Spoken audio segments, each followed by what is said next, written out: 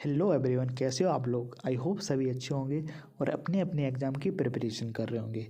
तो आइए आज हम स्टार्ट करते हैं अपनी क्लास। आज हम पढ़ेंगे पॉलिटी फॉर यूपी पुलिस, यानी हमारा जो 17 और 18 तारीख को यूपी पुलिस का एग्ज़ाम आ रहा है, उसमें जो भी इम्पोर्टेंट क्वेश्चन बन सकते हैं पॉलिटी के, उनके बारे में।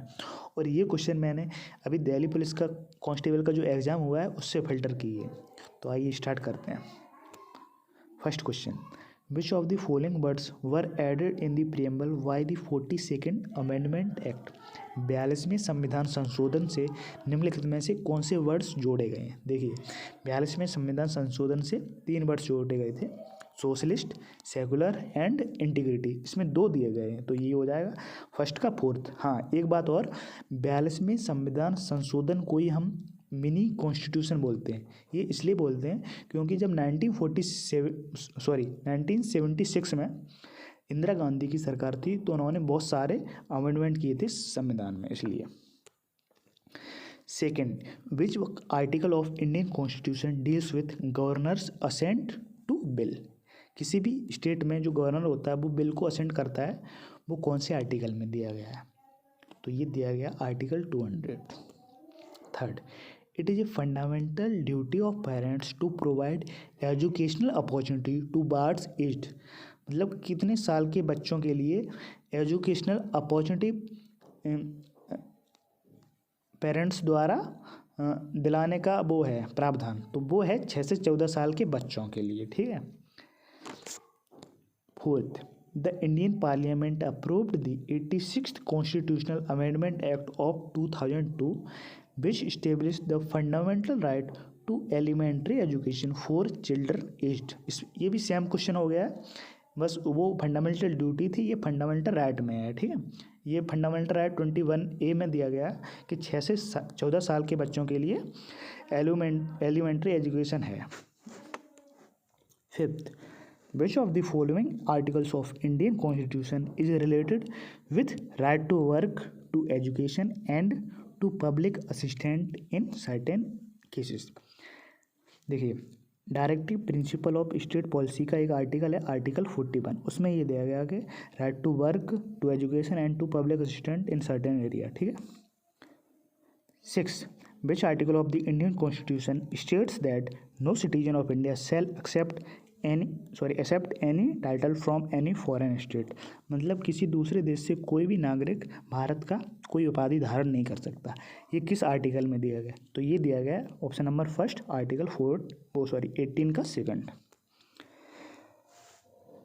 7th, which of the following pairs regarding the judicial powers of Indian president and their definition is incorrectly matched। क्या इसमें गलत मैच है। First, respite, it denotes awarding A laser sentence in place of that which originally awarded. ये सही है, कम सजा देने का प्रावधान है उसके पास है, उसके पास पावर है। ठीक है।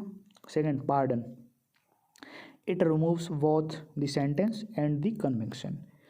तो ये भी है, पार्डन पावर में बताया जाता है आर्टिकल 72 में, क्योंकि किसी भी सज़ा को माफ़ करने का अधिकार है उसके पास। Commutation, it denotes the substitution of one form of punishment for a lighted form. ये भी है, ये भी सही है। Fourth, reprieve, it employs reducing the period of sentence without changing its character. हाँ, ये गलत है, तो फोर्थ हो जाएगा, रिप्रीव गलत है। 8th, who summons each house of the state legislature to meet from time to time। State legislature में कौन समन करता है टाइम टू टाइम मीटिंग के लिए, तो वो करता है गवर्नर, जैसे कि सेंटर में वो प्रेसिडेंट करता है आर्टिकल 85 के द्वारा। Question number 9, article 39A of the constitution of India gives the idea of.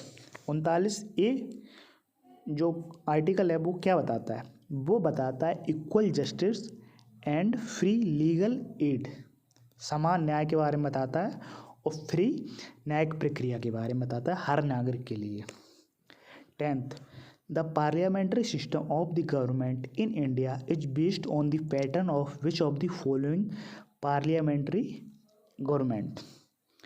मतलब किस देश से parliamentary form of government adopt की है भारत ने, तो वो की है ब्रिटिश से। ठीक है, पार्लियामेंट का क्या मतलब होता है?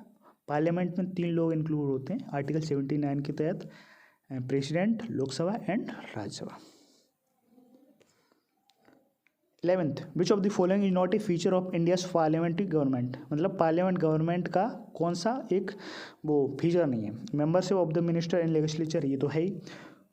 Presence of nominal and real executive, president और वो रियल एग्जीक्यूटिव पीएम होते ही है, ठीक है। थर्ड, मेजॉरिटी पार्टी रूल, जिसको ज़्यादा वोट मिलते हैं वो उसकी सरकार बनती है, ये भी सही है। डिसोल्यूशन ऑफ राज्यसभा, नहीं ये नहीं है, क्योंकि राज्यसभा को कभी डिसॉल्व नहीं किया जा सकता, उसके बस 6 साल में मेंबर्स रिटायर होते हैं, ठीक है। वो सॉरी, मेंबर्स का कार्यकाल 6 साल का होता है, उसमें हर 2 साल में 1/3 मेंबर्स रिटायर होते हैं हाउस के। 12th, वो is the head of secretariat of each house of parliament, parliament के प्रत्येक सदन का जो सेक्रेटेरिएट होता है उसका हेड कौन होता है? वो होता है secretary general.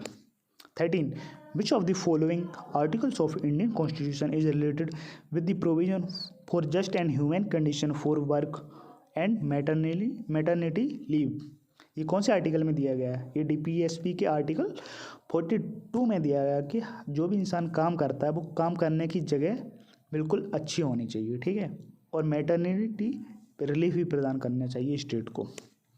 14, any dispute between the government of India and one or more state or between the government of India and any state or states come under dash jurisdiction of the Supreme Court of India, तो ये हो जाएगा जो original jurisdiction है Supreme Court का, उसके अंतर्गत है।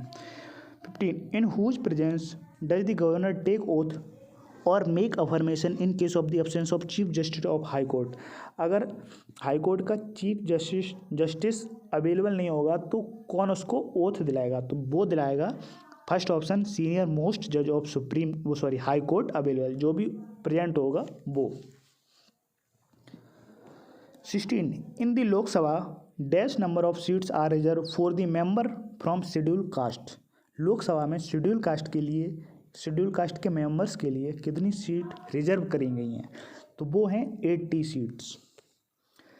17, from which of the following country did India adopt the amendment procedure in the constitution, ठीक है, अमेंडमेंट प्रोसीजर किस देश से लिया गया है भारत ने?